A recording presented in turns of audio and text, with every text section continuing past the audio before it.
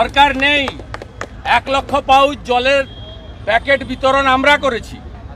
6000 tarpaulin পুরসুড়া, Khanakul, Goghat আমরা বিতরণ করেছি।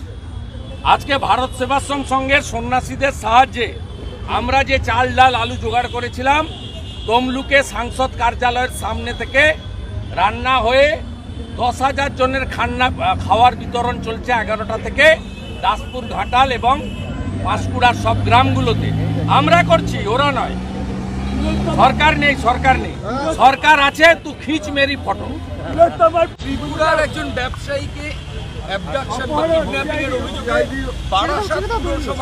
উনি কাকলি ঘোষ দস্তিদারের সঙ্গে উনার 25টা ছবি আর ভিডিও রয়েছে। সর্দার তো ওর নাম, হ্যাঁ। উনার কাজ ছিল প্রতিদিন শুভেন্দু অধিকারীকে ব্যঙ্গ ছবি পোস্ট করা। ওর ফেসবুকটা ফলো করবেন। এইরকম গুন্ডা বদমাইশ ভর্তি। এ আরেকটা শাহজাহান। আর এরা সব ছাপ্পা মেরা কাউন্সিলর। এরা মানুষের ভোটে জেতা কাউন্সিলর নয়। 2.5 কোটি টাকা মুক্তিপণ চেয়েছে ত্রিপুরার ব্যবসায়ীর কাছ থেকে। হ্যাঁ, ওদের টাকা। তৃণমূল মানে তো টাকা চাই, টাকা টাকা টাকা টাকা। তৃণমূলের এই অধঃপতন শুরু হয়েছিল 16র পর থেকে। সেটা আস্তে আস্তে বাড়তে বাড়তে আজকে মহিরুহে পরিণত হয়েছে। এটা নতুন কিছু নয় এবং একে ভোটে হারাতে হবে। ভোটে যদি হারাতে না পারেন এই কালচারই চলবে। হ্যাঁ, এই চলবে। এত বড় একটা ইস্যু অমীমাংসিত, আরজিকরের ইস্যু, তারপরেও এদের লাজ লজ্জা কিচ্ছু নেই। আর দুটো বিষয় আমি আপনাদেরকে বলে আমি বন্যা এলাকায় বেরিয়ে যাচ্ছি। সেটা হচ্ছে, মুখ্যমন্ত্রী কালকে হুঙ্কার দেওয়ার পরে চিচিড়াতে, ঝাড়গ্রাম এবং ঝাড়খণ্ড বর্ডারে যেহেতু লিখিত অর্ডার দেওয়ার ক্ষমতা, সাহস মুখ্য সচিবের নেই, সেখানে গাড়ি দাঁড়িয়ে আছে হাজার হাজার। মুখ্যমন্ত্রী জানেন না ডেমোগ্রাফি। ঝাড়গ্রাম বর্ডারে ঝাড়খণ্ডের গাড়ি আটকালে সব পেঁয়াজ আটকাবে। ওই রাস্তা হচ্ছে নাগপুর, নাসিক, ছত্তিশগড় হয়ে বাংলায় ঢুকছে এবং এখান থেকে উত্তর পূর্বাঞ্চল, সিকিম, ভুটান, নেপালে যাচ্ছে।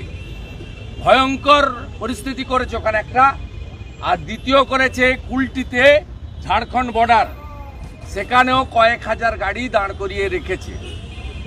আমি অবিলম্বে মহামান্য রাজ্যপালকে এবং কেন্দ্রীয় সরকারকে অবিলম্বে প্যারামিলিটারি নামিয়ে এনএইচ অবরোধ করতে পারেন না। আমি 2টো অবধি দেখব। 2টোর পরে আমি নীতিন গডকরিকে লিখব, অমিত শাহজিকে লিখব, গভর্নরকে লিখব যে ইমিডিয়েট ওখানে ব্যবস্থা নাও। উনি পশ্চিমবঙ্গের ভাবছেন নিজেকে প্রধানমন্ত্রী। পশ্চিমবঙ্গ একটা আলাদা দেশ। এইরকম একটা, আর উনি কালকে বলেছেন না ডিবিসির সঙ্গে কাট আপ করে দিতে। উনি কি জানেন যে পশ্চিমবাংলার পশ্চিমাঞ্চলের 7 থেকে 8টি জেলায় আলো জ্বলে, কারখানা চলে, ট্রেন যায় ডিবিসির বিদ্যুতে?